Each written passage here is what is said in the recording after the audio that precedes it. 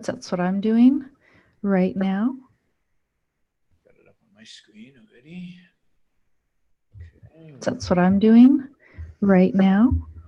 Yeah, there we go. That's better.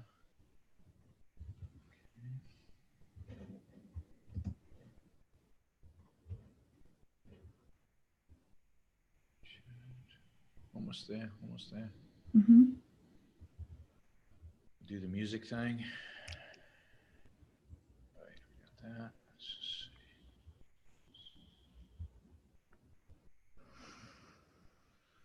All right, ready? I think so.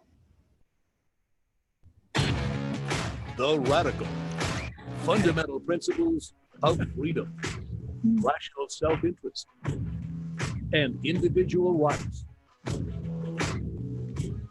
This is the Yaron Brook Show. Well, today it's the Ron and Amy show. All right, so here we go. I'm just an interloper, you know. But hey. Antelope. But boy, you know, I really just take charge because I throw together these program notes. I think you've got one article, and then the rest of it, I just, you know, I feed you material and say, come on, go. Well, both of us have to go.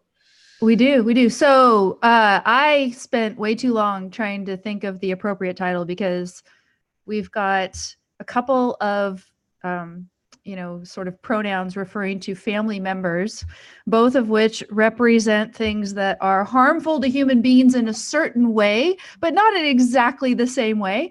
And, you know, how do you throw that into a kind of parallel construction that's grammatical? I did my best. The title is Big Brother, Mother Earth, and Other Menaces. And you can check out the program notes at the blog at don'tletitgo.com. Why are they not exactly the same? Yeah, I'm geeking out here, but Big Brother, as we all know, is the direct threat, whereas Mother Earth is just a sort of idolization that people who are themselves the threats use, right?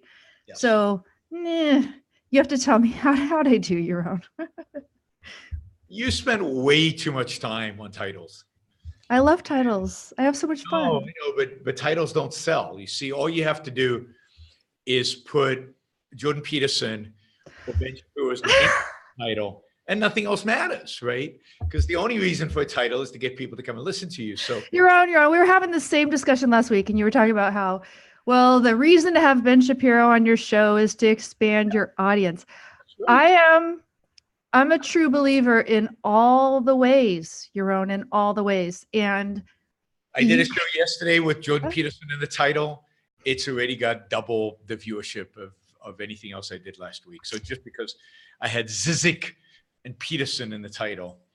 And if you haven't heard it, my analysis of the Zizek Peterson debate, then all of you guys over there should go listen to it. Don't listen to the debate. The debate's a waste of time, but my analysis is okay. But how do they judge your analysis unless they watch the debate?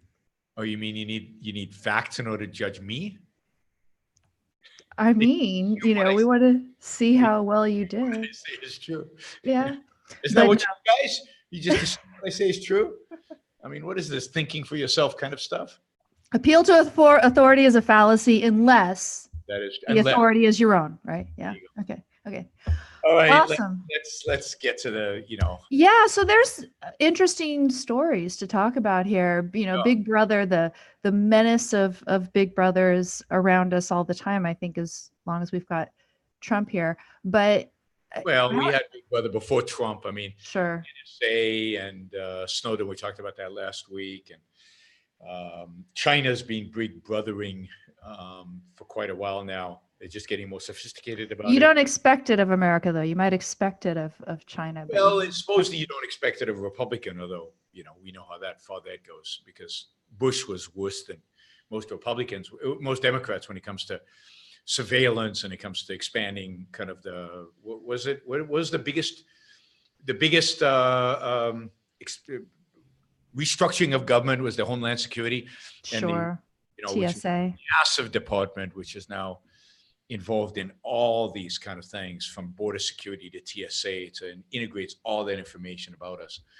and is really a scary, scary program within the big brother that's out there. But yes, Trump takes it to a new level, no question.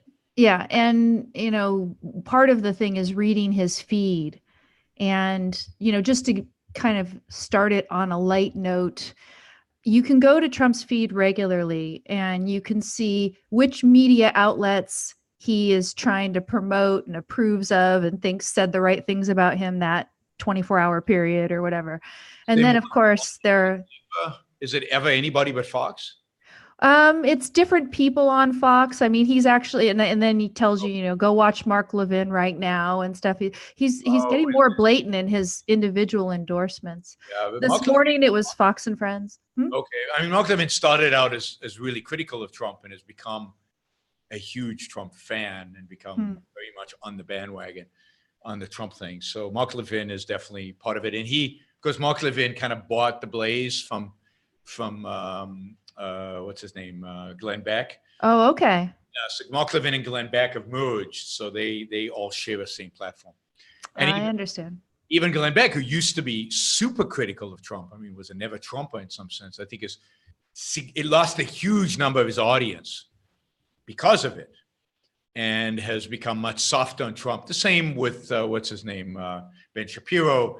The only people who anti-Trump lost audience because of it and are still anti-Trump are the two of us. We're here. We're still doing our thing. Dwindling and dwindling and dwindling, and yeah, we're still here. We're not going anywhere. No, I have people, all the time. Every time I have a critical tweet of Trump, even if they agree with a particular criticism, they'll jump into his defense. So it's such as life. But yeah, so what do? You can check this feed every day and you can hear him talk about which are the approved media figures of the day, the ones that said the good stuff. And then of course he'll tell you which ones are the bad ones.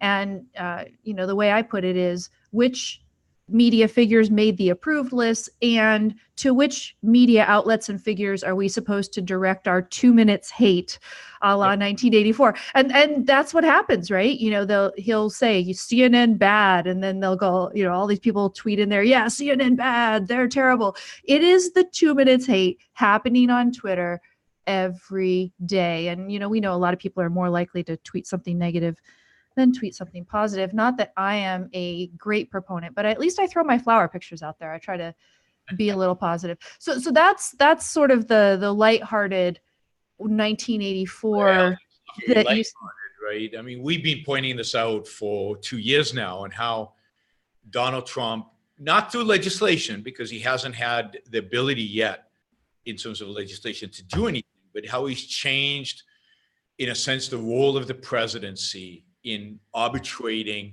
which news organizations are good, which are bad, and implying that the government should have the power to regulate all of that, to regulate what is being said on the news, what is good media versus what is bad media, what is acceptable, what is fake news and what is true news, and that the government should somehow have involvement of that. So it's actually quite spooky and scary. One of the reasons I don't read his thread as often is I find it too disturbing and disgusting. I learned how to skim, for the things that are relevant. And I've got another thing that we'll talk about in a bit, but this story that I'm going to talk about first came up earlier in the week, and I'm not sure if you saw it, from New York Times. Headline is Silicon Valley came to Kansas schools that started a rebellion. And this is not necessarily just Trump's doing. Okay, so I'm not just blaming this on Trump, but this is, shades of 1984 coming through government involvement. And what the story is about is it's about certain government schools here in Kansas, they're talking about, because, Midwest and people are more likely to rebel. Silicon Valley has put together, and in particular, it's Mark Zuckerberg and his wife, a tech platform, a technological educational platform that's called Summit. And that platform provides for individualized instruction for students, which sounds kind of on its face like a good thing, right? If technology can make individualized instruction more accessible, cheaper to provide to people, then overall we would say that's a good thing. I don't know anything about the particular curriculum. It could be a bad curriculum, but if you can tailor the difficulty and the speed of progress and everything else to the individual students. Some students are better in language arts and English, and some people are better in math and history. And, they can progress according to their own ability and interests and things like that. That sounds great. The story is about how people in Kansas, who were some of the pilot, I guess, programs for this, this adopting of Summit in schools, how they were objecting to it. And there's been big walkouts and signs and protests and everything else. And what was one of the signs? Caution students, Summit learning ahead. And then it was like Summit and plummet, I think was one of the rhymes, on one of the signs or something. So that, it talks about this, objections that they've had to it. And if you actually get into what are, and this is New York Times, right? So New York Times, you would think in general, they're sympathetic to the liberals in Silicon Valley. And maybe they would like to see more influence from liberal figures like Mark Zuckerberg in school. But New York Times, as we know, has been on the criticize Facebook and criticize Mark Zuckerberg bandwagon as well. So whereas usually if you have people in Kansas sort of objecting to Silicon Valley because Silicon Valley is sort of left wing and everything else, you would expect New York Times to be sympathetic. But no, here they seem to be a little more sympathetic to the parents and students in the Kansas school districts. What are the particular objections? That's when it gets interesting. When they talk about the concrete objections to this program, the very first one is that if you have so-called special needs students, that they are not able to use the platform effectively or maybe even consistent with staying healthy. In particular, they cited a student who had epilepsy. And if you're a student with epilepsy and you have too much screen time, then you might suffer more seizures. So this is what's motivating the rebellion in Kansas? Well, that was one. And that was the very first concrete objection. They said as soon as they implemented the Summit program, parents noticed problems with special needs students right away. What are the problems? The one concrete example they cite is a student with epilepsy. I don't know what the percentage of kids is with epilepsy where they have seizures that are induced by screen time, but that seems like a very small percentage. And it seems like, a very tangential criteria by which to judge the success of implementing a tech platform. Students use the platform, use whatever you used before the platform to teach them. Exactly. Right? Exactly. That can't be it. No. So then the second one was that if in the curriculum, there is a link to a story that's out there on the so-called open web, the kids might encounter objectionable content. And they cited a Daily Mail story that was relevant to one of the, curriculum substantive items. And it would, send students out to the web to look at this article. And in the article or alongside the article on the sidelines, there was an ad that had a scantily clad woman in a bikini or something, It's the Daily Mail. Yes. That's how they do things in England. In England, you get your news with topless women. Yes. So that's acceptable, and there's no problem with that with the newspaper reading public in the United Kingdom. Yeah. So that's the second one, right? So those both seem like really non-starters as objections for me, right? As long as I don't know about this curriculum. I'm not endorsing the curriculum. There's probably, all you people who want to call me a leftivist or whatever, there's probably a lot of things in this curriculum that I would object to and everything. Okay, fine. But I'm saying that those are not objections. The next thing, though, really was a potential, at least, problem, but it's really something that depends more on the individual teachers. And the concern is that are the teachers going to, because of this automation, be freed up to provide more individualized attention to each student as opposed to getting up and presenting lectures to everybody, that may not be suitable for the whole class? Or are the teachers merely sidelined and all the students are just going to be sort of zombies gazing at computer screens like so many people are today with their tech anyway. And of course, I think you and I, Yaron, would say what people do with this tool depends on the individual teacher, right? So individual teachers, according to the Summit program, they're recommended to meet with the students individually at least 10 minutes per week, where they talk about their progress and what they're doing. And in the article, they say, well, in some classes, the teachers met for only 2 minutes, and in some classes, the teachers didn't meet at all, et cetera. But this all depends on what people make of the tool. It's not the tool that's the problem. It's the individuals who are implementing the tool properly or improperly, as it were, right? But then finally, there is the real concern. And if this is where you get more Big Brother, besides the fact maybe that there's this uniform content being dribbled out to everybody, it is the privacy concerns.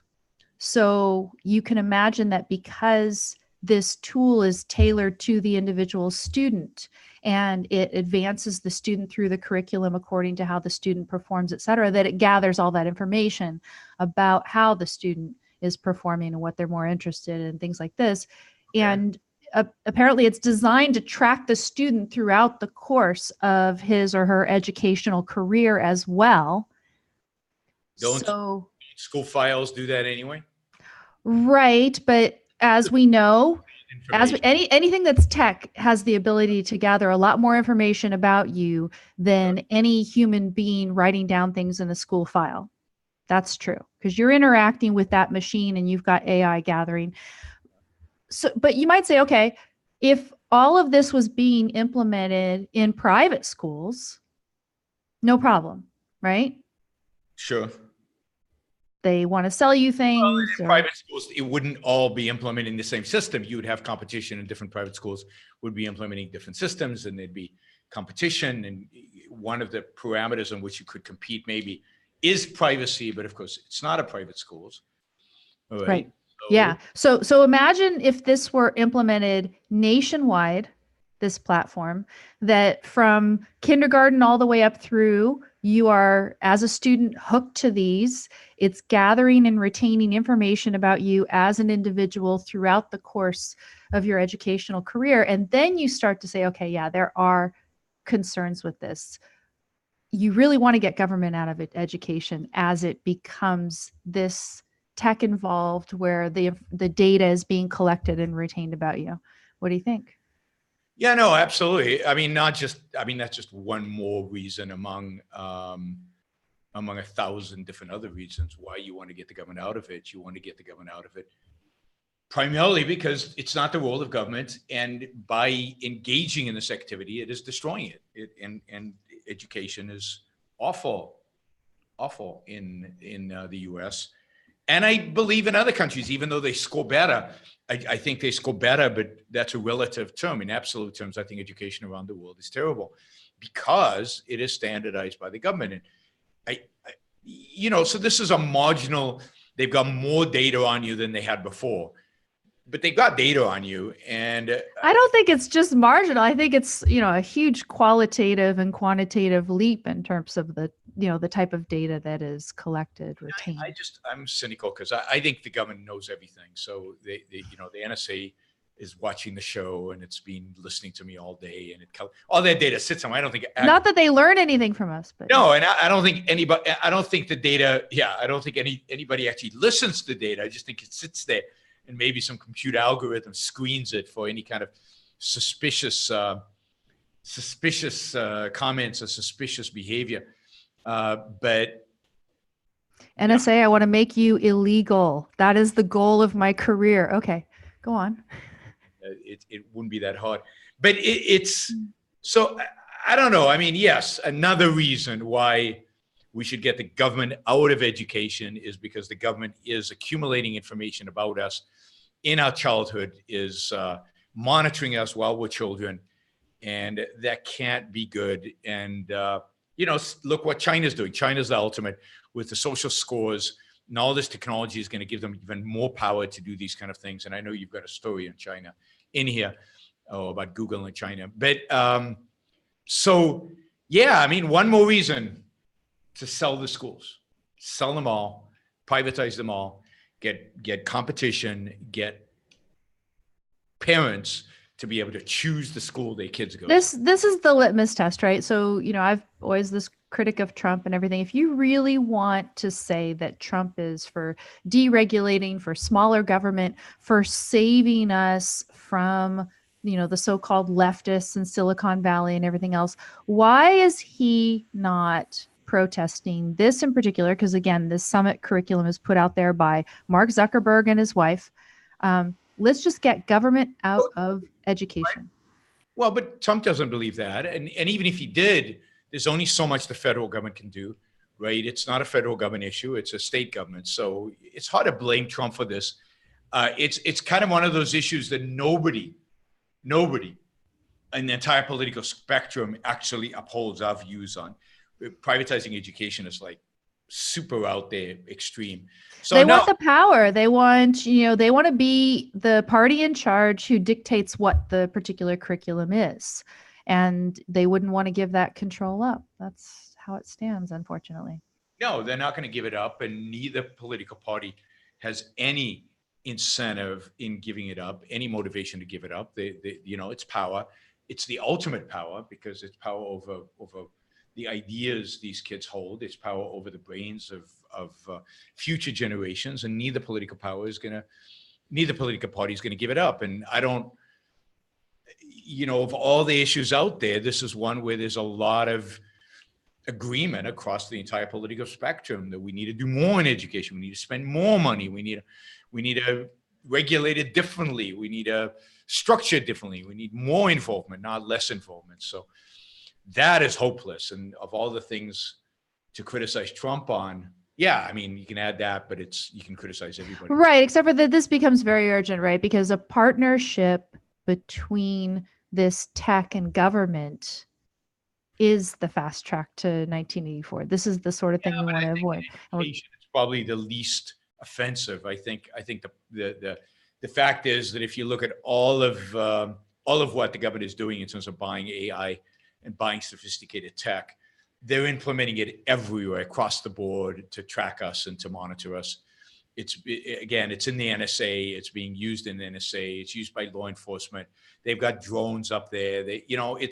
I'm not being paranoid, but the fact is. Okay, so let me elaborate more and see. I don't think of all the places where the government is spying on us, which I think it does all the time, and all the problems of Big Brother. I think, for example, his comments about the press scare me much more than the fact that there is this cumulative information about how my kids are scoring in tests and well, okay, so let's look at it in a different light too. So Facebook, the curriculum is not changing. The curriculum sucks no matter who's delivering it. So well, okay, but what about Facebook, right? Facebook, we've seen stories some years ago. I haven't seen them for several years, but about Facebook using different sorts of research that has been made available to them to manipulate a feed of someone that they have. So they'd say, okay, we're going to manipulate this user's feed and see if we can affect their mood. Yeah. Right.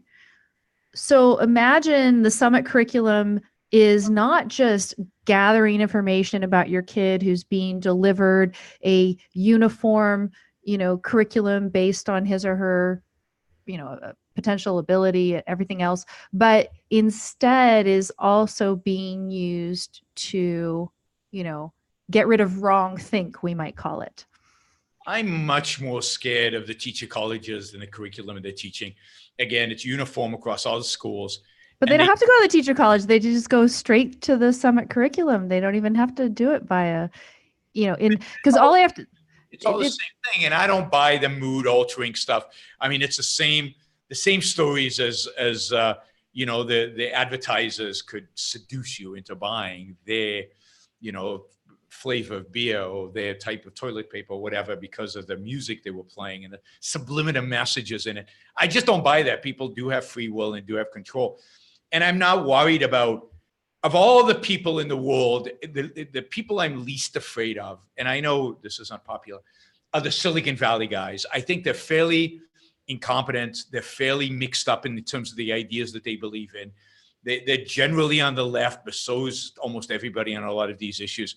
I'm much more scared of the teachers, the teacher unions, the teacher colleges, the professors at the universities who are actually have an agenda, clear agenda, an evil agenda that they're trying to, and have been for 100 years, infecting our kids with and infecting our minds with. And ultimately, they're the ones who influence Google and influence Facebook in terms of what curriculum they deliver. Well, right. And so more efficient now. All right. I mean, they're influencing Google and Facebook. And so they're delivering this, and they're delivering it at the behest of government. And it's a matter of time before it's more centralized and it's all Common Core and everything else, which has been the precedent's been set. Nowhere near as bad as some people would like to pretend it is. But sure, not yet. It's common. The problem is that it's common. The problem is that it's one uniform standard. The thing is that, there's urgency to privatize schools, and this, all right, so this makes it marginally more urgent than it was before. But the probability of it happening is zero. So it doesn't matter, right? So it matters, and it's not zero, but in the next 10 years, the probability schools are going to be privatized is exactly zero. It's not even a fraction of 1%. It's zero. We could get things to be more open for private education, vouchers, and all those different things. Again, the probability of the public schools going away is zero. You could get more competition on the private schools, but even there, I don't see anybody in the political map making that a priority. And again, I think all the reasons that we already had to do it, it was the most important thing to do before this. Still the most important thing to do, and there's still nobody voicing that. There's no voice out there for the privatization or the dramatic increase of freedom in education in the world today. Voice that's actually, sorry, Amy, that's actually. We have to do it. We have to do it. We have to try. You got to get Ben Shapiro on the side, on your side on this issue, and you got to get him to run for president. Now that you're pals with Ben, I want him to run for president against Trump. Okay, well, I will convey that message next time I have the privilege of Trump in a heartbeat. Okay, well, that's good enough. Yeah, he criticized Trump. Okay, so you said you're more concerned. You're more concerned about Trump and government going after sort of social media and the media in general. Free speech disappearing, and then you can't even advocate for privatizing school. I think the most important issue today, long term, is privatizing education.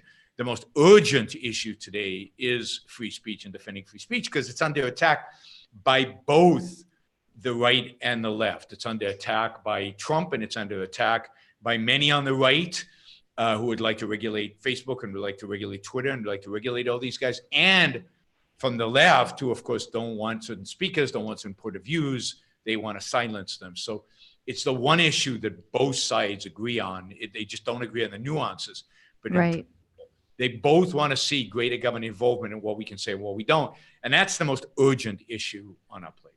Okay, so that's the next also in today's set of news items. And I'm sorry, these are kind of depressing news items that I've got listed here today. But we've got Trump.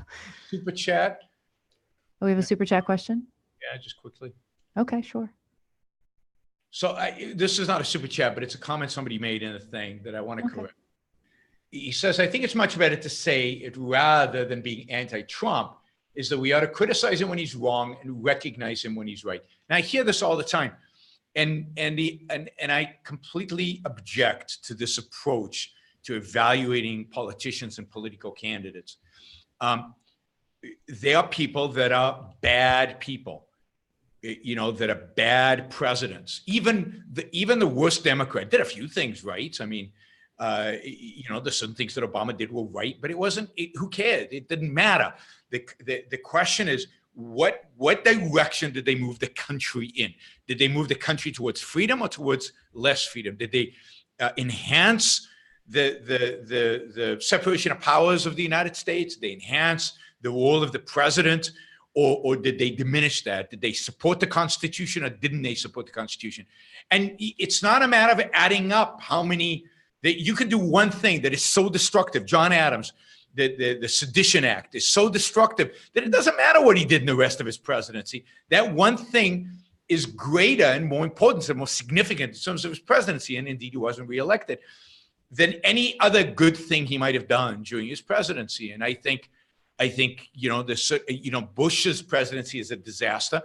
And it doesn't matter that he cut taxes, and it doesn't matter that, and I think the same thing is true of Trump. I think if you look at the quality of the bad things that he's done, they far outweigh, not the quantity, the quality, the weight, the importance of the bad things being done is far exceeds those few things that are good. And then what happens is when a bad person does a good thing, then the good thing is tainted by the fact that a bad person did it.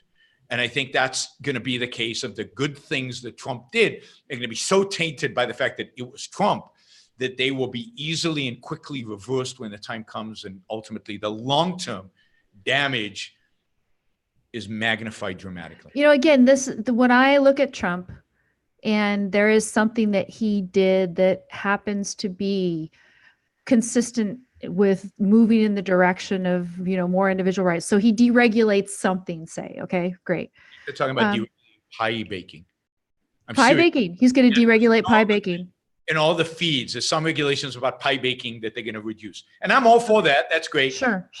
But so here's the thing though, right? So when I look at something like that, I think, okay, when he's doing it, he's not doing it because he is animated by the principle of individual rights on which our country was founded. And he's trying to figure out how he can implement that principle in different areas. And he judges that, pie baking, for whatever reason, is one of the places that he needs to go ahead and try to make a little progress in. It is pragmatism. It is literally Trump trying to satisfy, not even, pure William James pragmatism style. William James said, try to satisfy as many demands as possible. That was, what a good pragmatist would do. You try to satisfy as many demands as possible simultaneously. The fact that something is demanded by a human being thereby makes it good, according to a pragmatist. But Trump is not even that. Trump is trying to satisfy as many demands as possible as is consistent with getting reelected. For whatever reason.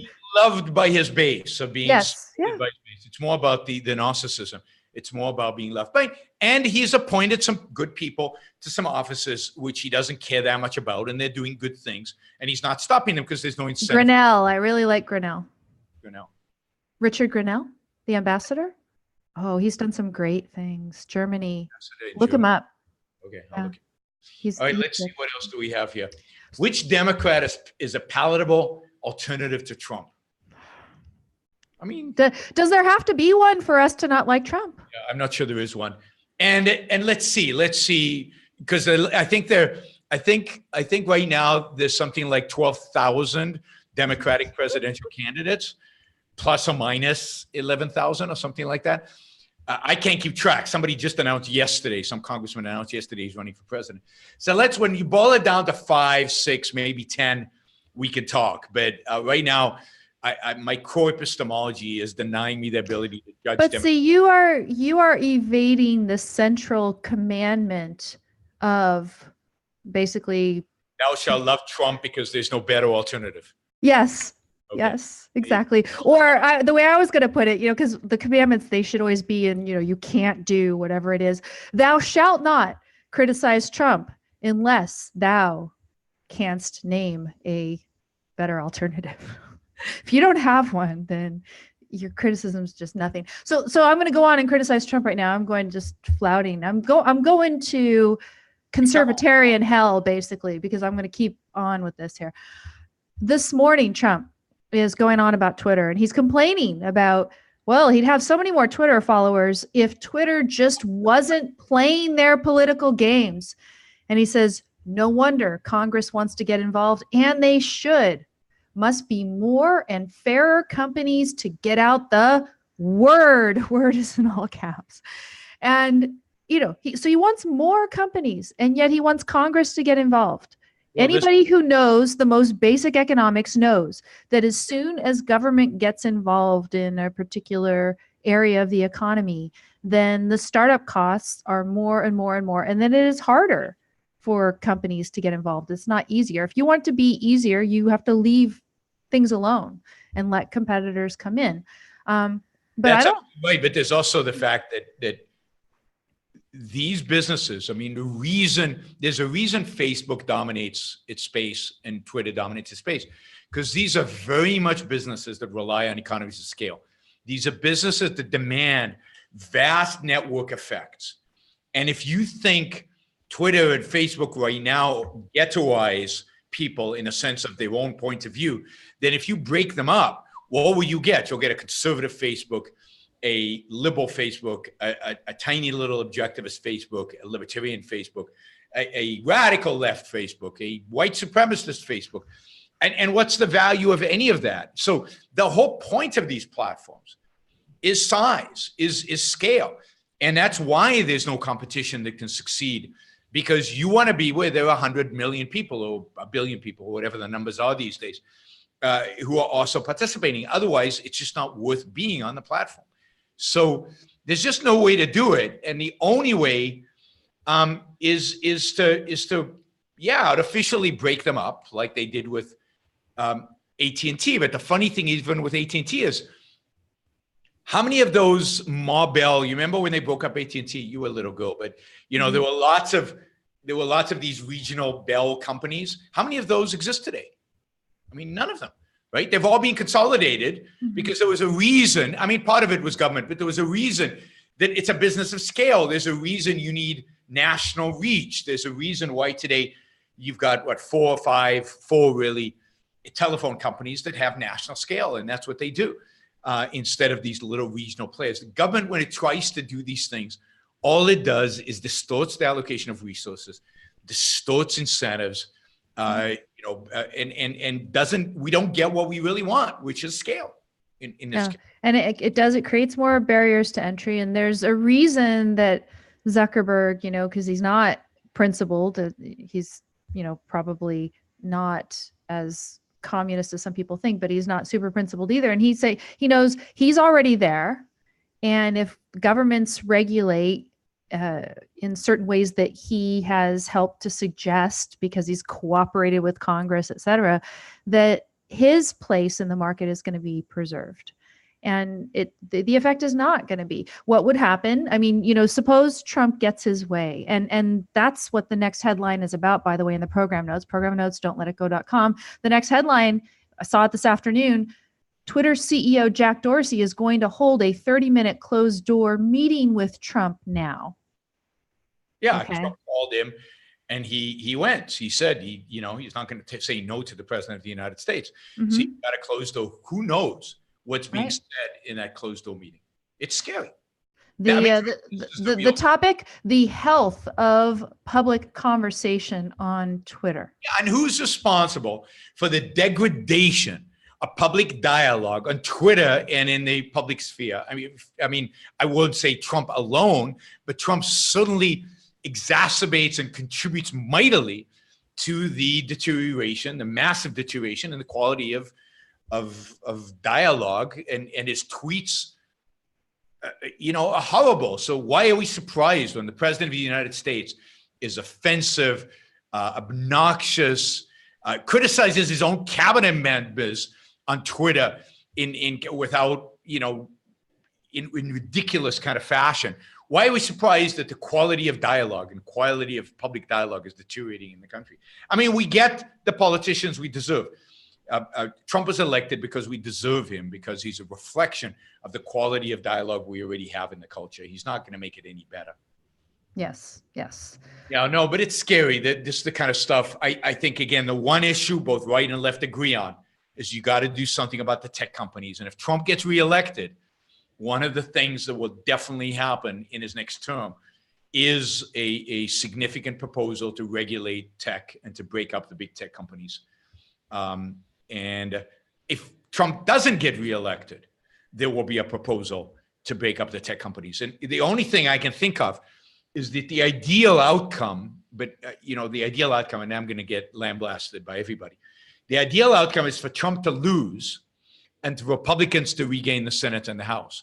because the Republicans are actually a decent opposition party. Yes. So if the Republicans are in the opposition, they won't allow the breakup of the technology companies. If Republicans in the opposition, they won't allow single payer Medicare for all. If the Republicans in the opposition, they'll fight all these grand programs. And then you don't really care that much about who's president, because most of their grandiose programs will get stopped. Remember, Obamacare passed in that 2-year window where Democrats had both the Senate and the House. Right. And Obama still needed tricks in order to pass it. So the only way to actually gain any kind of slowdown in the pace of rise of authoritarianism in this country is to get a Republican House and Senate, and as painful as it might sound, a Democratic president. And that's what you think. That's the most hopeful thing that we're going to get. Well, so then we're going to have to start talking about which Democrat you might support. But yeah, you look at history. Well, I'm not going to support anybody. I'm certainly not going to vote for anybody because I'm a Puerto Rican resident, and I'm banned by law from voting for president. So it would be an illegal activity for me to vote for president. But if you look at history, they have ranked. They've taken all the presidents since World War II, and they've looked at president, House and Senate. And they've looked at growth of government spending during the presidency. The best combination since the beginning since the end of World War II, in terms of growth of government, is a Democratic president, or Republican House and Senate, or one of those two. Okay. The second best is a Republican president, a Democratic House and Senate. The third best, second worst, is a Republican president and a Republican House and Senate. The worst is a Democratic president and a Democratic House and Senate. So the worst is all Democrats, but the second worst is all Republicans. Yes. Yeah. So not surprised. So here we have, as I said, Big Brother looming in two different realms. We've got the privacy realm with education, government getting more involved in education, implementing tech in a way that is gathering information about kids at the very least, and raising some concerns. Of course, the unified curriculum could scare people too. It's smacks of indoctrination as well if you've got it proliferated with tech. It's even more than Common Core because there's no individual teachers really doing the mediating. Then we've got government, and we've got people, both Republicans and Democrats now wanting to get their hands on social media and, of course, media in general. And we're seeing Trump actually get meetings with these tech people in Silicon Valley. Who knows what sort of pressure he might bring to bear on Dorsey when he meets him. Dorsey presents it as, oh, well, I'm just going to share my principles with Trump and everything will be peachy keen, but I'm sure Trump has some sort of chip that he's going to try to negotiate with and try to bring some pressure, because he's always bringing pressure. I mean, even earlier, he was tweeting again about Harley Davidson and the tariffs and all this stuff. And, he's always putting pressure on these different people to do his bidding, not in any sort of a principled way. He wants companies to have their factories here, and whatever he has to do to get that done, whoever he has to blame, whether it's going to be the EU or Harley Davidson itself, he's going to go after it. What's going to happen with Dorsey? We have no idea. But let me give you a piece of good news on this front, because there is one small piece of good news on the front in terms of the fight against Big Brother today. This is thank you to Josh Yokola is, I think, how we pronounce his name. Sorry, Josh, I'm bad, mangling your name today. So chalking tires. Are you familiar with the chalking tire practice, Yaron? Yeah. Or do you not have that in Puerto Rico anymore? Are you free of such nuisance? I don't know if we have it in Puerto Rico. I see almost no arrests or police stopping people for traffic violations. Generally, Puerto Ricans, I've been astounded by how they all drive within the speed limit. I thought they would drive like nuts, like I do, but they don't. They drive within the speed limit. They drive carefully. It's actually a fairly easy place to drive, Puerto Rico. So I haven't seen the chalking. I don't think it's done here. Generally, I think the attitude is if there's a yellow line, then the parking police completely ignore it. If it's a red line, they'll probably give you a warning. So, you could block a hydrant, you can do anything. It's Puerto Rico. I mean, so no, we don't need chalking because there's very little enforcement of the parking rules. Okay, well, in a lot of places, what do? You park in a 1 hour spot and they'll come by and they'll put a little bit of chalk on your tire. And if they come by in an hour again and they see that chalk on your tire, you're going to get the parking ticket. This is how they enforce parking rules. And now they're saying that this is unconstitutional. Why?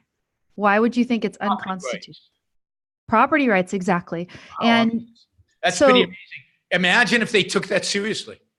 Well, but this federal court of appeals in Sixth Circuit did take it seriously and said, look, this is a trespass to your property. This is a trespass to your car. And what the court has done here, really, it's a straightforward application of a principle that the Supreme Court put out there in U.S. versus Jones back in 2012.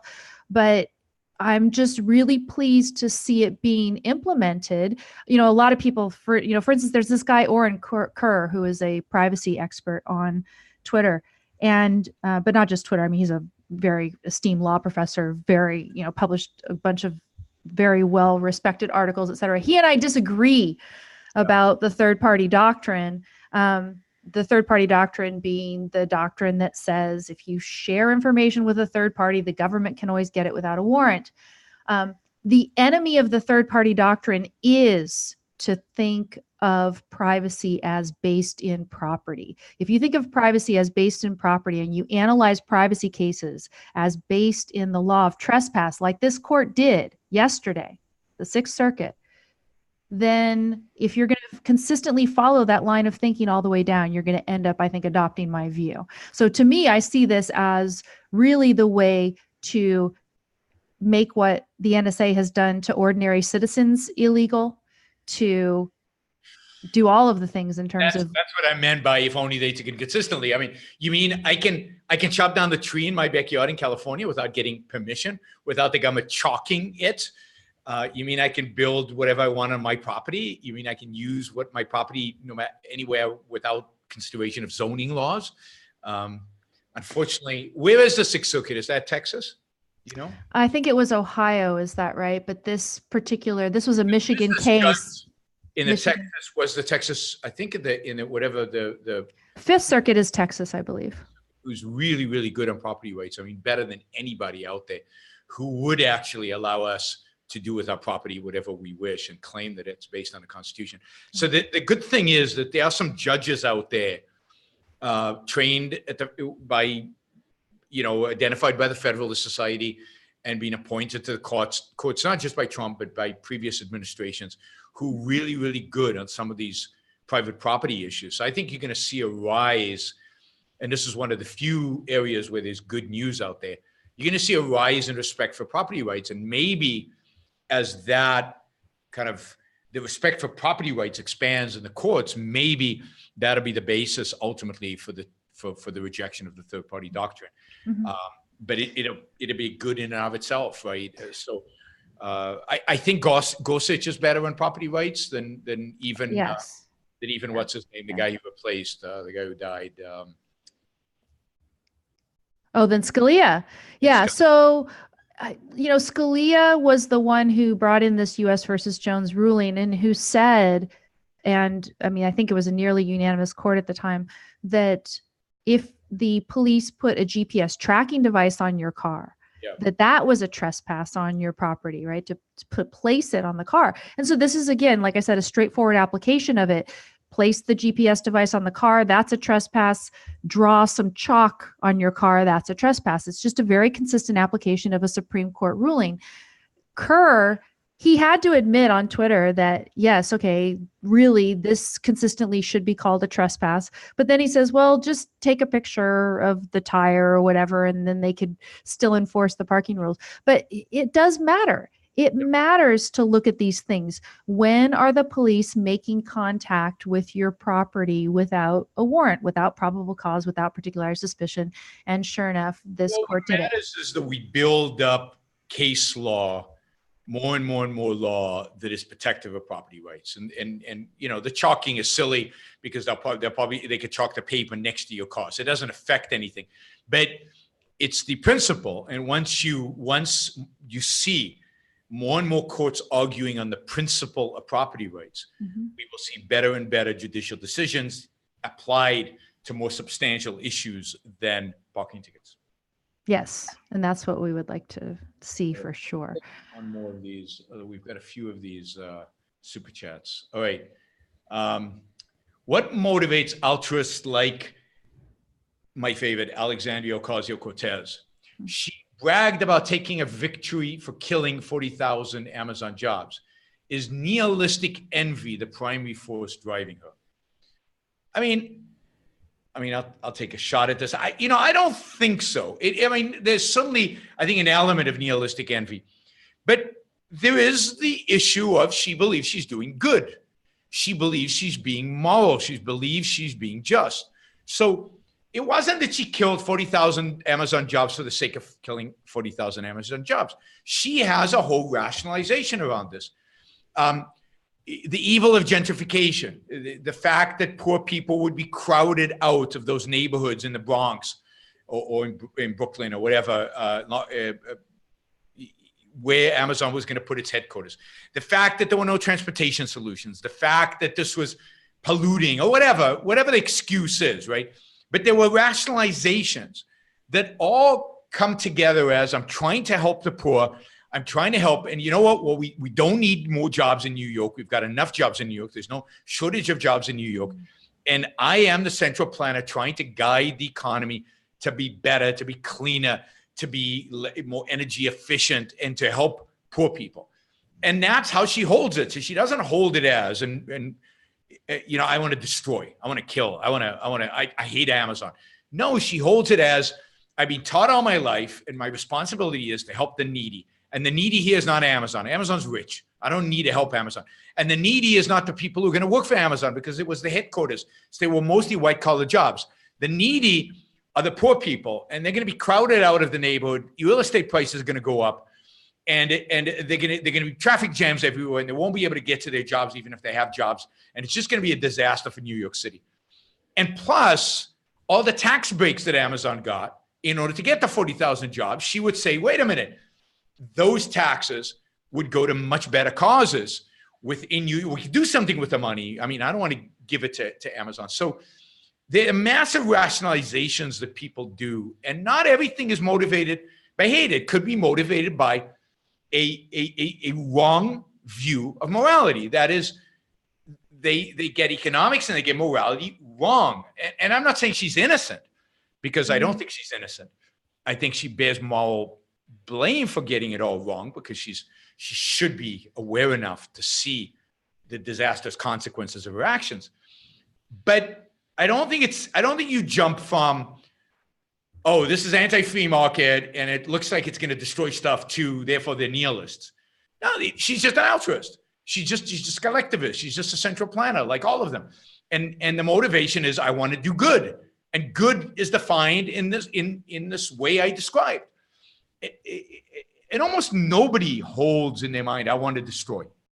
So that might be an emotional motivation, but very few are truly nihilistic. And I don't get the sense that what drives AOC is nihilism per se. I think she takes her altruism semi-seriously as compared to other people who don't take it seriously at all. She takes it semi-seriously. And that's why nobody can argue against her, because so you don't see it as the sort of nihilist egalitarian strain in her. I mean, not yet. I mean, it could be that it is. It could be what drives her is envy, but I haven't seen a real envy, a real viciousness, a real. So Warren would be more that axis, or? I mean, again, I don't know, because motivations are very hard to ascribe to people. Warren is, I think, a power luster. I think she's always been a power luster. I think she so there's a certain nihilism there. In any power lusting person, there's a certain nihilism, because what's the power for? But I think she'd love to control people's lives. I think she enjoys being really, really smart and thinking that she can control things. No, I mean, there were certain aspects of Obama that were nihilistic, although I never thought he completely moved all the way. So this is the difference in Leonard Peikoff's analysis of the D1s and the D2s. I still think most of these people are D1s. I mean, Bernie is a D2. Bernie just wants to see the world burn. I mean, that's my sense of him. And there are others that want to see the world burn. You know, they want Venezuela. Emotionally, that's really what's driving them, is seeing the world burn.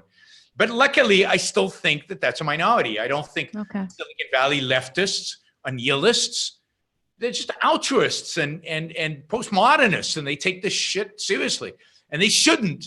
And I think it's evil for them to do so, because they should know better. So they're evading, right? So there's moral blame to be had. Do you believe in equate them with nihilists? With AOC, do you believe in the conspiracy theory that there's someone behind her and she's just sort of a puppet in a certain way? So maybe she doesn't come across to you as nihilistic, but perhaps there's somebody behind everybody, right? Yeah.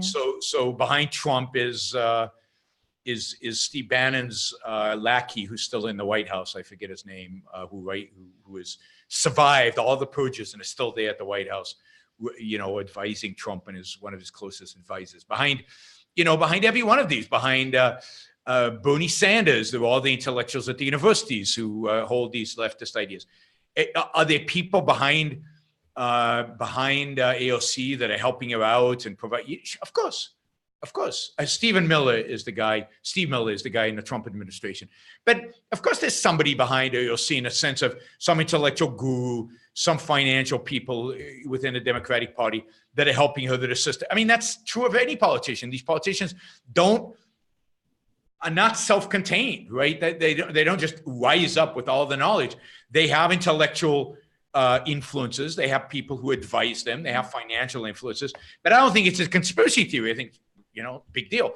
They're influenced by other people. And so I don't think there's some ominous thing. Now, are some of the intellectuals who feed people this stuff nihilists? Yeah, probably. Certainly, I'd say the nihilism in AOC is much more around, and this is generally, okay, so yeah, so there is a nihilistic streak, but I think the nihilistic streak is much more around identity politics, much more around the race, gender.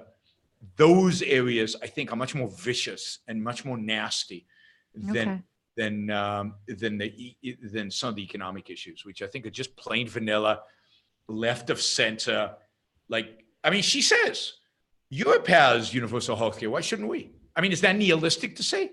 Is Europe crumbling? Is Europe burning? Is the stories we're getting from Europe, never mind deeper analysis, people dying in the streets? No, they're not dying in the streets. Their healthcare system seems to work. And all the stories are, it's fine. It's actually supposedly, I mean, this is a mythology, but supposedly better and cheaper than ours. So she's just advocating what everybody on the left is advocating for. She just does it in a more colorful, and I think in the end, more effective way than everybody else. So the nihilists are more the professors at the universities. The nihilists are more the Noam Chomsky's, well, they're more self-conscious, certainly, right? And then but although their agenda is more fundamentally destructive, they want to centralize control of everything, because what does identity politics mean? They want to redistribute wealth in all kinds of sophisticated ways. They want to be able to monitor and control everything that you do. They're the real authoritarian threat behind it all. AOC is one more incremental step in that direction.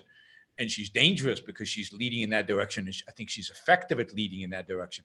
But I don't think she is, and just like Trump is, I don't think is an all-out authoritarian, even though he's moving the country in that direction. I don't think AOC is an all-out authoritarian nihilist who's moving us, but she is moving us in that direction. Yeah, because if you're not for freedom, you're for more control, and therefore you're going to go in that direction, because controls breed further controls. So let's go back to another sort of hopeful sign in terms of the resistance against Big Brother. Although the story that brings this up today is mixed, and I'll talk about why. It's this opinion piece in the New York Times that again was released this afternoon after I had already published the program notes. And then of course I had to throw it in because it's quite relevant. It's this Google related story, opinion piece, New York Times released this afternoon, Jack Polson. I used to work for Google. I am a conscientious objector. And we've heard these stories about conscientious objectors at Google saying, look, I do not want to be one of the people who is working on the, sort of censorship equivalent of a nuclear weapon, helping China clamp down on the population there and censor what it is that they can consume, or, maybe even communication and things like this. Different tech companies have willingly provided China with different versions of Facebook and different versions of Google and everything else to comply with the totalitarian control that they're implementing in China. And so, of course, you have some better-minded people working within these companies who object to this. And this is wonderful. I mean, this is a good thing. This is another thing that we have to count on. We have to count on good principled judges in the courts, so that when things are challenged, they're going to go ahead and make rulings based on the principles of property and contract rights that are needed to uphold our rights to freedom of speech, freedom of expression, the ability to gain privacy and to legally protect it. These all rest on property and contract rights. That's the courts. That's one front that we talked about. This is within companies that might be assisting China, something that isn't prohibited by our government because we haven't declared China to be any sort of an enemy, right? It's not illegal. We're not violating any sanctions if we help China implement certain things. And yet you have conscientious objectors within these companies. These are very smart people who are troubled by the prospect of helping China clamp down on the citizens. That's a wonderful thing.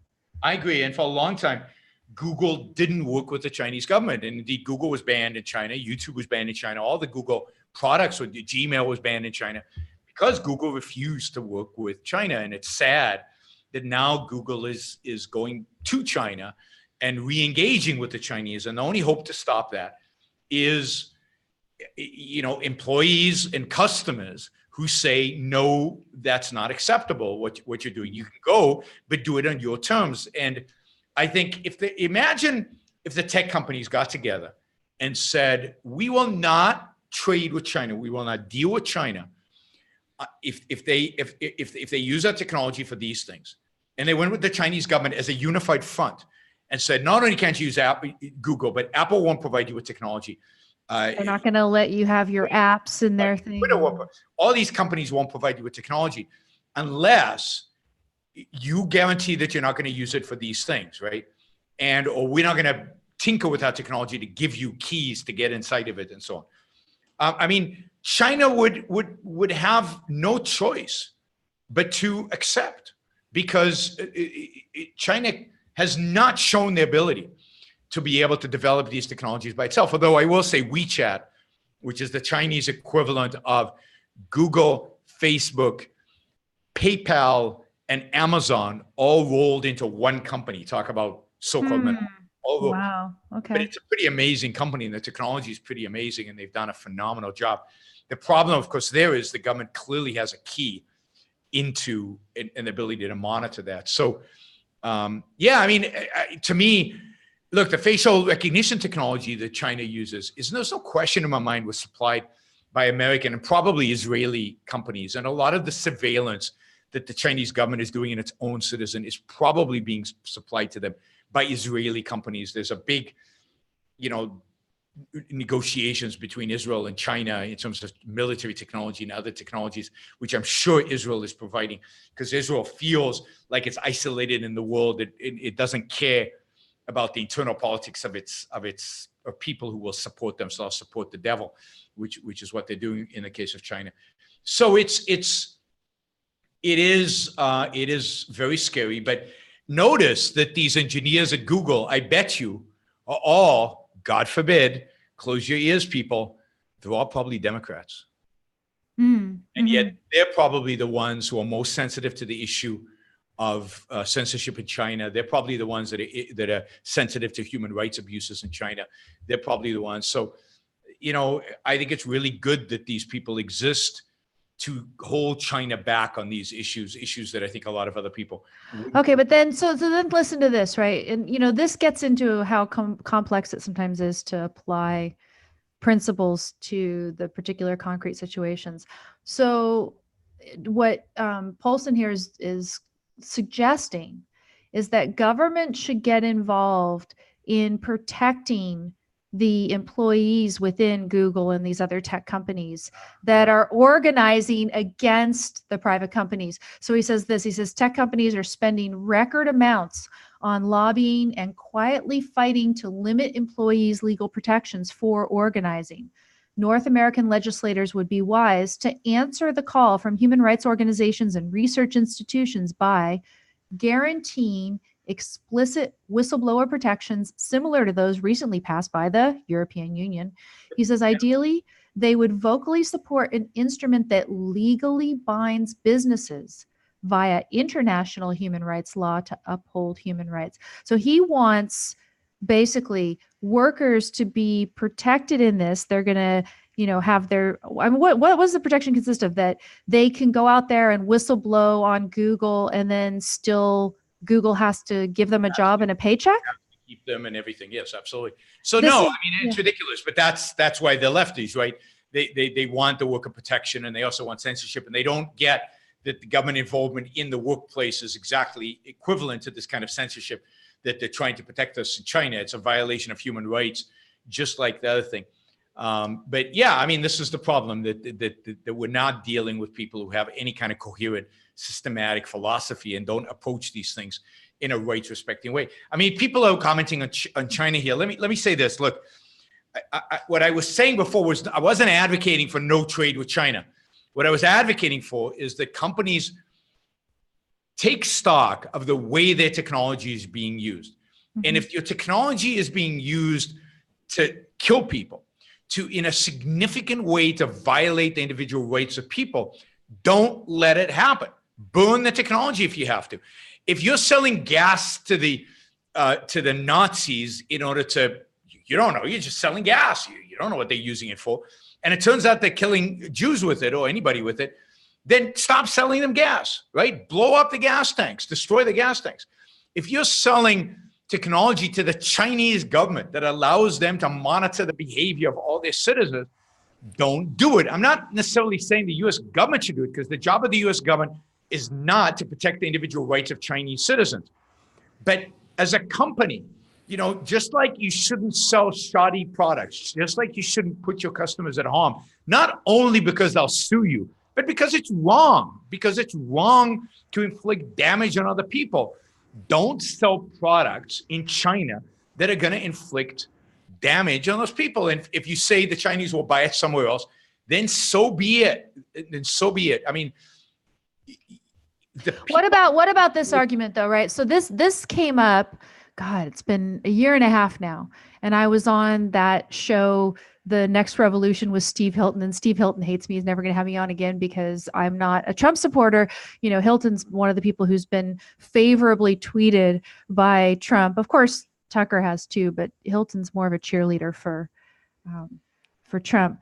Anyway, they were talking about Apple and, criticizing Apple because they're doing business with the Chinese and everything else. And what Cook has said is that, and this is something that American businessmen have been saying for a long time, that they believe dealing with the Chinese to a certain extent might influence them in the direction of more freedom. And so they think that even though right now they're not, able to, give China only full access apps that Americans get or whatever, as if we even here get full access, who knows, right? But the freedom that we have, they can't get that now, but they feel that if they cut off the Chinese market entirely, it's going to be in the long run worse for the Chinese citizens. So there's to a certain extent, and that's where you have to use judgment. I'm not saying you just cut them off because they, you have to carry every single app, and you have to make a judgment. Where's the line that you won't cross? What's the moral line that you won't cross? And I'm not saying it's easy. I'm not saying it's simple. It's hard to do that, but every company should have that line, right? That line that you don't cross in order to, deal with the Chinese government. And yes, because I do think that the positive impacts. And secondly, again, your job is not to protect the individual rights of the Chinese, but morality does matter, and it matters to you, right? So be moral. Again, it's not always easy in an irrational world to do the right thing. Really, it's not a value to, quote, open up a market to new customers if the customers that you're going to end up helping to create, thanks to the government that you're working with, are just a bunch of slaves, right? So if they have a bigger market and they think they're going to have influence, but they're really not, because they're helping to destroy. It would be a very complex, I think, judgment to make. It is a complex judgment, but it's incumbent on these companies as they go global. It's the same judgment as to make to, companies should be aware of what is going on, right? And if for example, if you're buying a product, if one of your subcontractors is selling your product and they're using slave labor, is that right? No, you should not buy the product from slaves. You should not endorse the slave labor. You should walk away. So now, in some countries, it's hard to tell if it's slave labor or not. It's not always easy. The line is not always clear. Like the mines in Africa, where they're taking out some of these things that are used in our cell phones. Some of those are the equivalent of slave labor. And it's very, very hard to draw a clear line. And as consumers, we should care. This is what you have to respect the leftists who said, we're not going to buy Nike shoes because it's sweatshops. And I think they're wrong about sweatshops. But I respect the fact that they're saying, if I believe this product was manufactured in a way that is immoral, I will not buy it. I agree with that fundamentally, right? I don't agree with the characterization of sweatshops as immoral. But again, if I don't buy anything made in Cuba, and I won't go visit Cuba, right? If North Korea tomorrow, because of Trump's genius foreign policy, opened up its markets and said, we are exporting, little North Korean dolls to the world, whatever, right? I wouldn't buy them, right? And I wouldn't go and do business in North Korea, because you're basically facilitating a regime responsible for the murder of millions and millions and millions of people. If I didn't think China was better than that, and I think in the early days, it was a question of whether one should do business in China or not. I think today some of that question has been answered.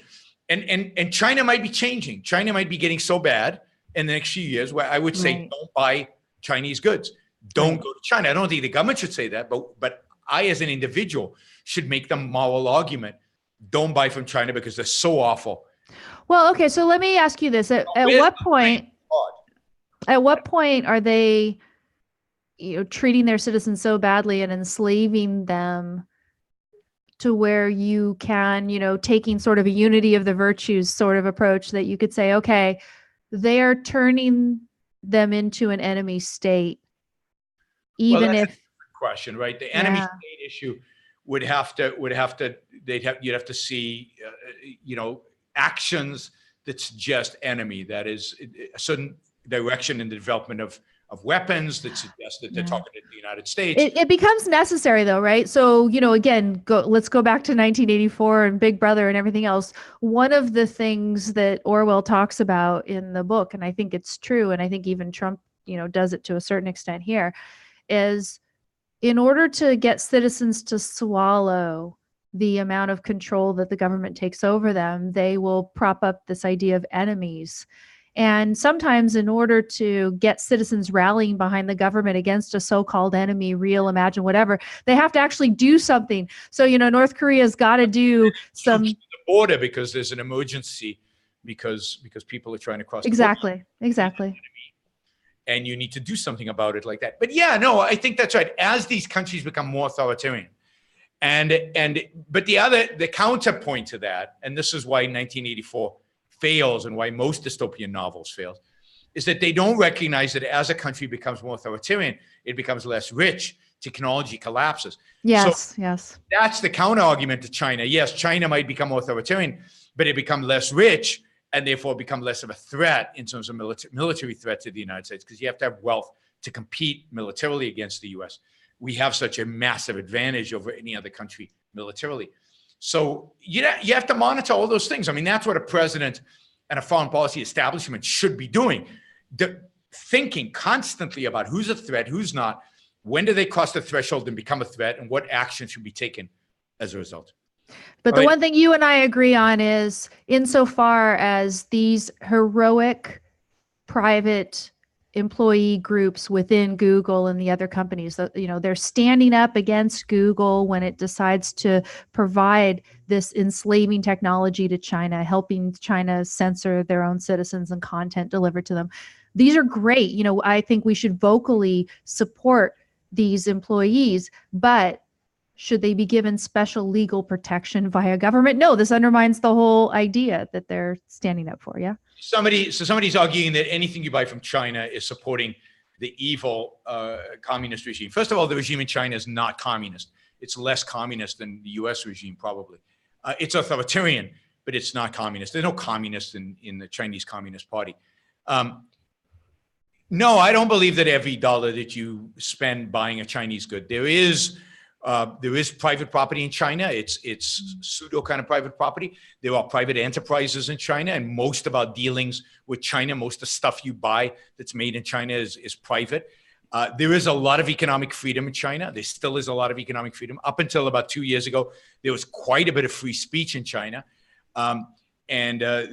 So China was authoritarian, but not so authoritarian as to view every dollar you spend in China as violating individual rights. Now, it might drift back to that position, and I might change my mind about China in the next few years. It's certainly moving in that direction.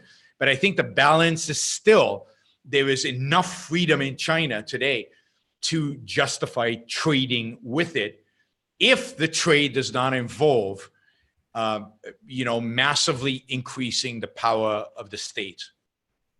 So no state imposed embargo on China now. And, then to follow up on this, on Poulsen's suggestion, if we did have some sort of a state imposed embargo saying, and there are embargoes and there's certain type of tech that we're not allowed to sell to China. Okay. But as it stands right now, social media and apps and, communications is not necessarily one of them.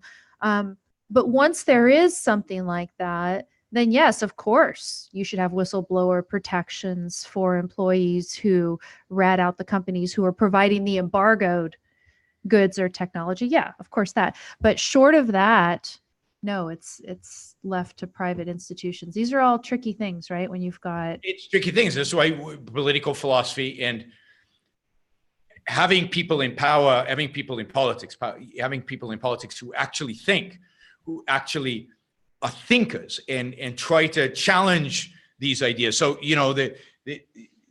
all of this, how do you deal with the Islamist threat? How do you deal with China? How do you deal with other mixed, with other mixed economies? How do you deal with China, with Russia today? How do you deal with, NATO? All of these are tricky issues. There's no clear cut, just this is what you do. You pursue your own self-interest, but what does that self-interest constitute? And how do you figure that out? It's just like for an individual, being selfish is a lot of work, a lot of thinking. In government, you need to do a lot of thinking, and that's what nobody does on the issues that government is really involved in. So, on legal issues, what is due process? How does due process work? What's the right due process? Is somebody's asking here, what would you do? Comment on the adversarial criminal justice system. I mean, that's a big topic we'll have to talk about at some point, but that's a difficult question. I mean, there are clear benefits to an adversarial criminal justice system, but I know Leonard Peikoff has criticized it and said maybe the French system, where it's not adversarial, is a better system. The inquisitorial, yeah. You'd have to really dig into it. You'd need to study legal philosophy. You'd need to look at all the pluses and minuses and how they in the end manifest themselves in terms of defending individual rights. Is one better at protecting individual rights than the other? And it's not easy. And none of the stuff government does is easy. One of the reasons I believe I'm against anarchy is you can't do this outside of government. There is no mechanism to establish the proper, appropriate, objective system of a legal system of foreign policy, system of figuring out whether somebody committed murder or second degree or third degree or an accident or all this. I mean, the probably 20 different types of killing somebody that have different legal remedies, right? And how do you give them legal due process, and what does it mean to be innocent before proven guilty? I mean, these are complex, difficult legal questions that you need an entity that's responsible for objectively thinking and dealing with them. And the problem today in politics is there's no thinking and there's no objectivity and there's no standard, right? The standard in an objective legal system is individual rights. There's no standard today. So that's why we're all over the place and it's become all meaningless. Yeah, I mean, the adversarial system is a complex topic. Yep. The thing that's nice about it is the idea of checks and balances. The thing that is not always so good about it is the fact that you have one side and then an opposition doesn't mean that either side in a courtroom battle is presenting the truth. And in a true adversarial system, the judge is not supposed to be of his own introducing material that he's allowed to consider when reaching his verdict. And then you can have a miscarriage of justice in those situations. In the French system, the judge is the truth seeker. Yeah. And he his job there, and he has investigators working for the judge, and you know that he can bring in evidence, he can try to figure out what the truth is, and then you have legal counsel on both sides that add, but the end result is supposed to be the truth. So but all these considerations are interesting, important, and they need thinking about. Foreign policy is the same way. There's no cookie cutter solutions to foreign policy. There's deep thinking about what it takes, what it means to pursue one's own self-interest in that realm. And that includes whether you as an individual should trade with China. Should America trade with China? Under what conditions? When does China become an enemy? When does China violate individual rights so much that you as an individual shouldn't trade with them, but that the government should still allow trade? But when does it reach a point where the government shouldn't allow trade? All those are complex issues. My view right now is trade should still be allowed. Tech companies should not trade with China when it involves tech transfer that could be used to violate individual rights to the government, and that the government should stay out of trade with China. That's right now, but that could change tomorrow if the Chinese continue on their path towards greater authoritarianism. All right, we don't have time, but we've got a few of these super chats. So let me do these. I wanted to shift to Mother Earth. We never got to Mother Earth from Big Brother. Let's end with Mother Earth, but let's do these first because people put money on it, so I promised to do them. All right. Jesse, this guy says this is an interesting comparison, and he wants to know what's behind the difference. So Jesse Leah Peterson, this crazy, nutty commentator, right, says, and he said it in an interview with me, I think, if you don't love everybody, you don't love anybody. Ayn Rand says, if you are asked to love everybody, you love no one. Of course, Ayn Rand is right. Jesse is wrong, as he is on pretty much everything. But this is the essence of first altruism, which is what Jesse's view is, right? It's the idea that everybody is what matters. They matter, right? And unless you love everybody, in a sense, life is meaningless. Unless you're willing to sacrifice your life for anybody and everybody, I has no meaning. So you don't love anybody. You can't love anybody. If love is an expression of the highest value possible to you, then you can have no higher value than other people and everybody. Think about how this violates the principle of justice. You love everybody, including your enemies, including the bad guys, including evil people. You have to love everybody. I do not love Jesse Lee Pearson. I actually despise him. Does that mean I can't love anybody? I mean, that's just bizarre. Now, Ayn Rand says it the other way around. First, you have to know thyself, right? You have to, she says, before you can say I love you, you have to be able to say I. You have to know who you are, and you have to love yourself, right? You have to view yourself as your highest value. Only then can you project that onto other people, that love. I mean, idea behind value. the most important thing is love is a response to values. And what are values? Values have to do with things that are pro or against your life. You're making judgments that these things that you love are supportive of your life, that they, further your life, that they make your life better and more wonderful. And unless this Jesse Lee Pearson thinks that every human being that out there is somehow making your life better, but that's not at all what he says. I'm sure he knows that there's Hitlers and everybody else, right? But it's not even that, right? Because he's saying that loving everybody is a precondition to love anybody, right? You can't love one other individual unless you love all of humanity.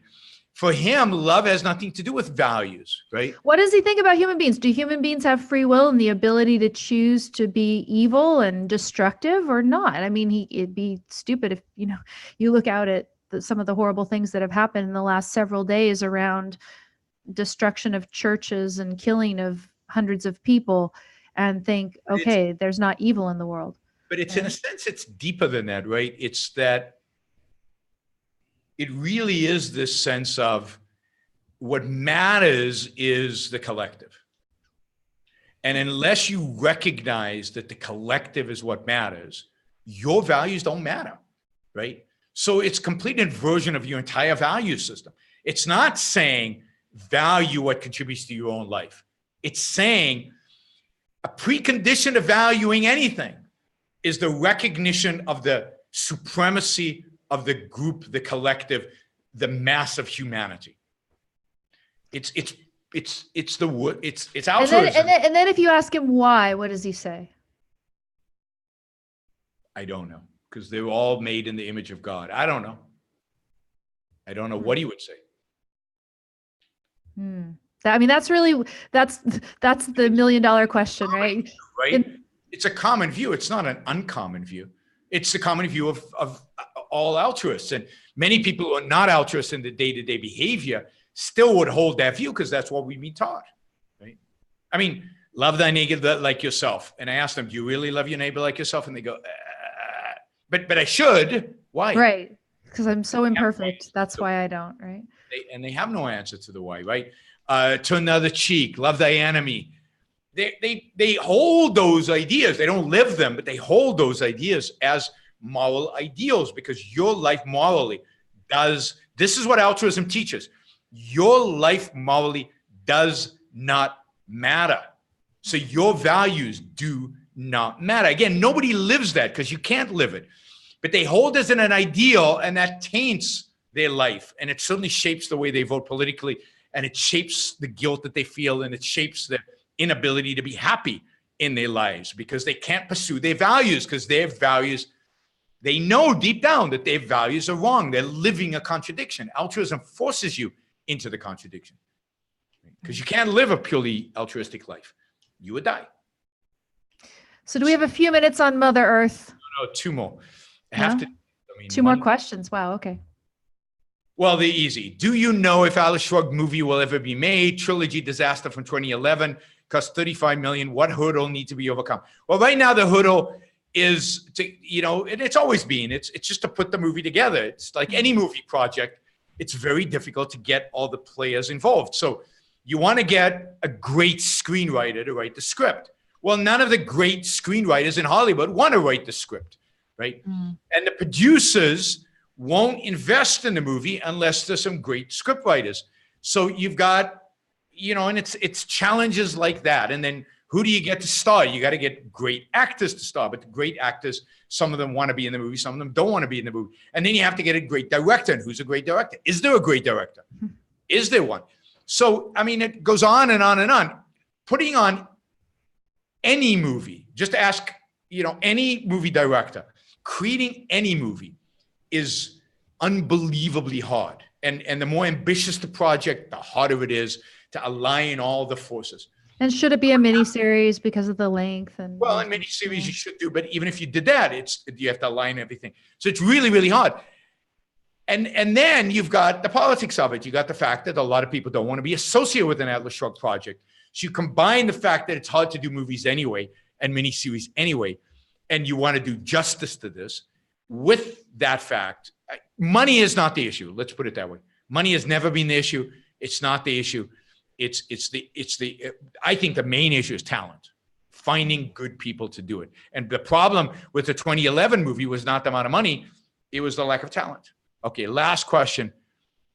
What would you do first if you were president? I mean, I did this, right? Didn't I? I did a show where I think when Trump was elected, I said the 3 things that I would do in the first 100 days, like the 100 days is supposed to be your honeymoon and you can do anything. And I think I proposed 3 things. Now, you think I remember what I proposed? Well, I'm just going to go off of what you said on this show in terms of what the most urgent thing is. And I would assume then that you would remove all of the constraints, whatever there are, of freedom of expression. Yeah, but there are very few by the federal government, right? There are very few by the federal government. But yes, I would. It would be simple: eliminate all those, and I don't know what they are. I can't think of them right now. What laws and what? I mean, I'm sure they are, but some of them are in the courts, not so much through legislation. I would shut down the Department of Education, but the fact is that the federal government has very little involvement in public education.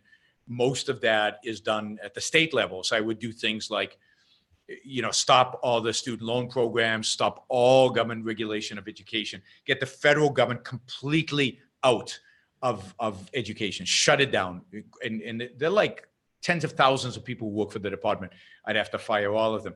But I think number one was, I think of the 3, number one was, and maybe this would have precedence over this, but one would be, I would call it the end cronyism bill. It would be a massive bill to end cronyism. It would have a number of components. The component number 1 would be end all subsidies to all businesses, all farmers, everybody. No more subsidies, right? So zero out all subsidies. The second component would be a legislative program to roll back something like 10% of all regulations every year. But in a smart way, you would have to have a whole program on start with financial regulations. You'd have to think about where you would start and how you would peel the onion. Yes. But you would have to peel off the onion, which is very hard because it could cause crises in the meantime. But it's a very hard process. But have a program where every year a certain percentage of all regulations on the books go away, not in a random way, not in a low-hanging fruit kind of way. There's a regulation 1878 that is irrelevant, which is, I think, to some extent, what the Trump administration is doing. But in a systematic, what are the most important ones, and how do we do it? So, for example, get rid of Sarbanes-Oxley, get rid of Dodd-Frank, get rid, whole chunks, big chunks, eliminate, get rid of them completely.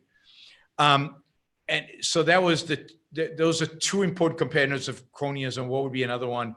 Yeah, those are the 2 components, right? Subsidies and regulation. And that reduces cronyism significantly and ultimately eliminate subsidies. I would eliminate immediately, right? I think regulation you have to phase out. You'd have to have a 4-year to 8-year program of phasing them all out. You don't think you'd have to phase out the subsidies too, because it's going to, farmers for decades have been. Cool. Okay, well, cool. They've been making profit off of this. This is not like welfare where you're living off of this, where you're barely surviving, and the government has told you this is okay, and don't get a job, and don't worry, and don't save. We're going to give you a little bit of money, and you're literally going to starve. And the whole, these are companies that have, they don't. Yeah. Anyway. Fair enough. Corporate welfare, if you want to call it that, should be eliminated before any other welfare, and it should be eliminated quickly. I think that would be number 1. I think number 2, I can't remember. I think it was like tax reform.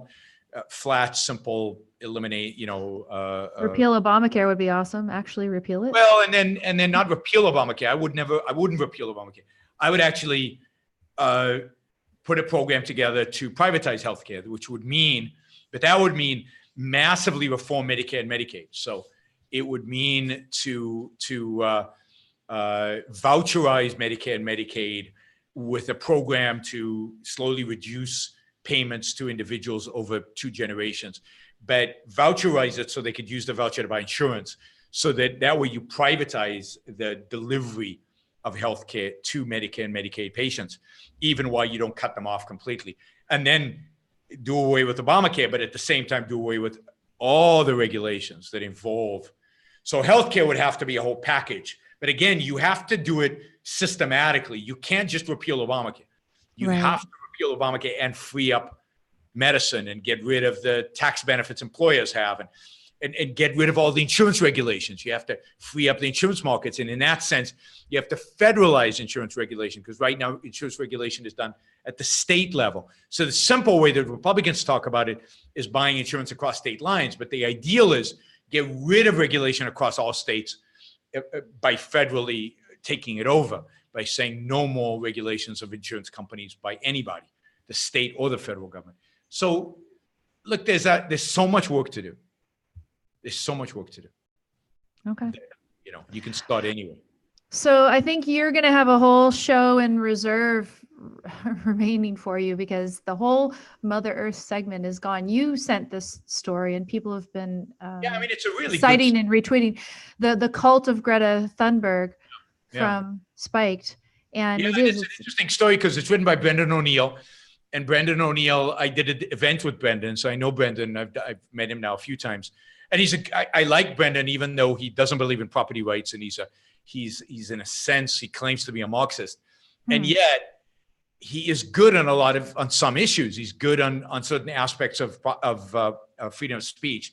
And here he's excellent on analyzing how the environmentalist doomsday cult of global warming has spread and has these leaders. And he points to this young girl, 16-year-old girl, and he says she even has this look of, I thought Joan of Arc when he was talking about it, right? She's possessed by the spirits to save humanity from the evil pagans or whatever.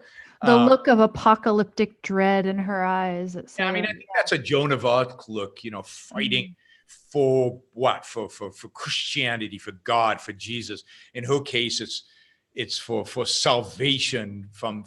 But he points out that this is a rebellion against reality, a rebellion against industrialization, a rebellion against capitalism, a rebellion against people. Even he says it against people, against the masses, the ordinary people living their lives. It's against them. And I respect the leftists who can make these kind of identifications. That's great. And just shows that we have allies on the left.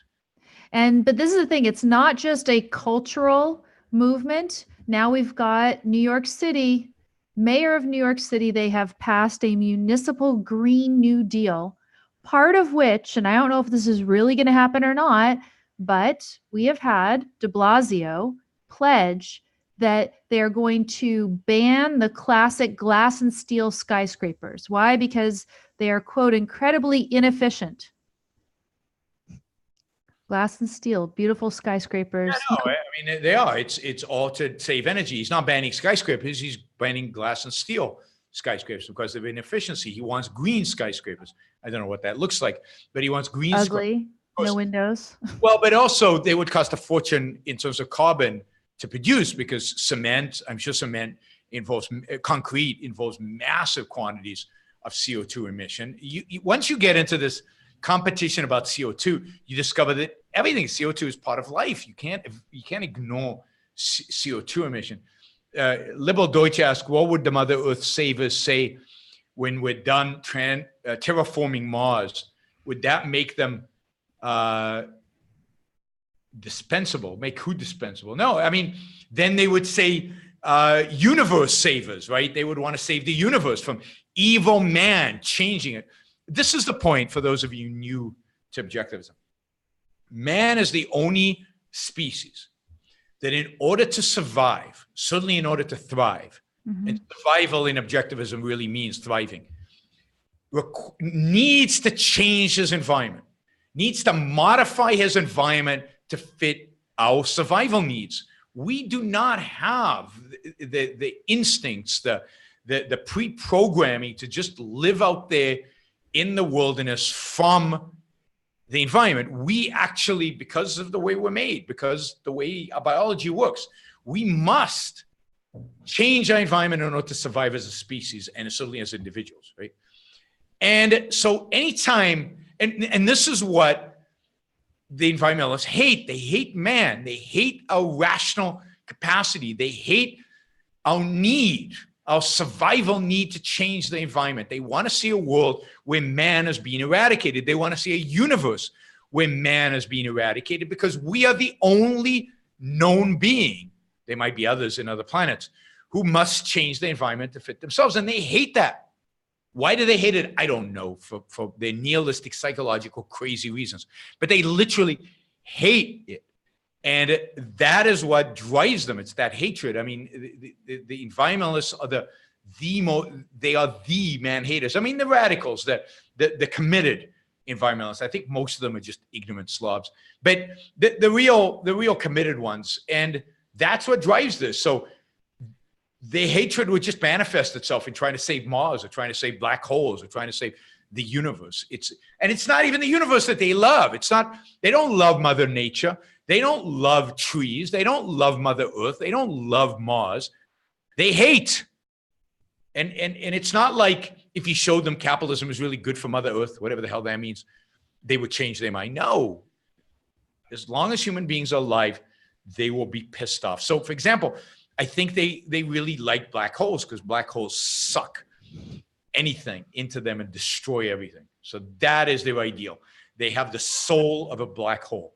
That's a compliment because a black hole is kind of cool physical phenomenon. Anyway. Speaking of which, we've got, sorry, I've got a dog barking. You can hear that, right? Can you hear a dog barking in the background? Oh. Yeah. Okay, well, I will have to stage my dog in a different place next time. Maybe that's a key to go. But ISIS has claimed responsibility for the attacks in Sri Lanka. That is ISIS. I thought it was Al Qaeda, but the point is that it probably wasn't planned and executed by people in Sri Lanka, that it's too sophisticated, too complex of a mission. It needed people from the outside. But it's also true that there were a number of Sri Lankans who had volunteered and went to fight for ISIS and have probably come back home. And I've long argued that anybody who fought for ISIS should be, when they come back home, should be tried for treason and put in jail forever. And these countries should not accept them back. These are known enemies of civilization. But it is horrific that ISIS and Al Qaeda still have a long arm like they do to be able to reach into countries like Sri Lanka. But it also suggests to me that they're having a hard time reaching into Western countries because clearly they would rather blown up a bunch of churches in the United States or in Europe than a bunch of churches in Sri Lanka. This was kind of a low-hanging fruit for them. And they go where tourists, Western tourists are going. These beautiful places. So they kill some tourists and they kill Christians, but it's right. You would think that they would want to do that in the West, where it would be scarier, would terrorize us more. But I think the capabilities of doing that have been reduced. I think the number of people that explicitly support their cause has been reduced. I actually think the defeat of ISIS and the fact that ISIS does not have any land anymore, does not have a caliphate, is going to reduce the amount of terrorism that is committed in the West from these people, because there's just less motivation. I said a long time ago that very few people are willing to die for a losing cause. If they have as long as ISIS, given that ISIS is being basically defeated, at least geographically, there's going to be less terrorist attacks. There's still be some, but they're going to be less terrorist attacks in the West. I do hope you're right.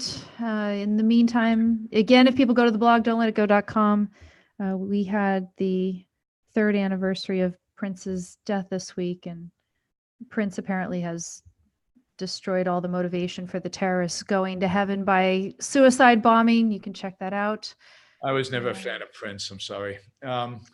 Did you watch this? If you haven't watched, you could watch this clip of him with Tom Petty and Steve Winwood and Jeff Lynne and all those people. We've talked about Beatles songs before. This is one of George Harrison's. I don't like Prince. Anyway. Okay. Well, people can check it out. I guess. right? Optional values. I think Prince is an optional value. Okay. Excellent. Somebody says Prince was gay. Was Prince gay? No, not that I know of. No. Not based on all the women who he slept with. So Yeah. maybe he was bisexual. Who knows? Well, yeah, that could be, but yeah. Okay, good. Thanks, everybody. Yeah, so I've got also at the end the program notes. I'm going to be at Heartland Institute near Yes. Chicago, outside Chicago, on May 8th. So I hope to see some people there that will come and join us. Jonathan Honig and Richard Salzman. And you're off to where next? I mean, I'm going to be in Austin, and then I'm going to be in Miami, but I'm not speaking or anything. And then I will be, my next speaking gig is in Dallas in middle of May. And then after that, I have what I project to be 10 speaking gigs in Asia. 2 each: Tokyo, Hong Kong, Singapore, Seoul, South Korea, and Ulaanbaatar, Mongolia. 2 in each one of those places.